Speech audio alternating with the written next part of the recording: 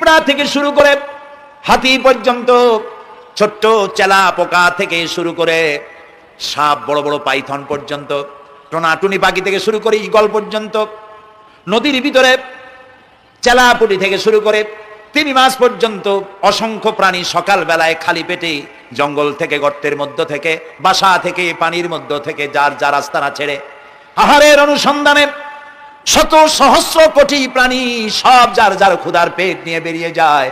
আল্লাহ রাব্বুল আলামিন বলেন, সন্ধ্যা হতে না হতে সবগুলির পেট ভরাইয়া যার যার বাসায় আমি ভিড়াইয়া দেই। ইন্নাল্লাহা হুয়ার রাজ্জাকু যুল কুওয়াতিল মাতিন। খেতে দেওয়ার মালিক কে? সেই আল্লাহর এই গুণকে, এই গুণাবলীকে বিশ্বাস করতে হবে। খেতে দেওয়ার মালিক তিনি কেবলমাত্র। সন্তান হয় না, দেওয়ার মালিক কে? বলেন জোরে।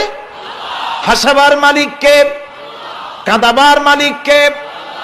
সুখ দেওয়ার মালিক কে? দুঃখ থেকে উদ্ধার করার মালিক কে? হায়াতের মালিক কে? মতের মালিক কে?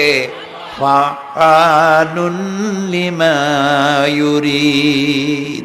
যা খুশি তাই তিনি করতে পারেন। সুবহানাল্লাহ বলে। কোন? কাফ আর নুন, দুটি অক্ষর। যখন যা ইচ্ছে করেন হয়ে যায়। আল্লাহর এই গুণকে বিশ্বাস করলে মানুষ শিরক থেকে বাঁচতে পারবে। মাজার মুখী হবে না মুসলমান, মসজিদ মুখী হবে তখন।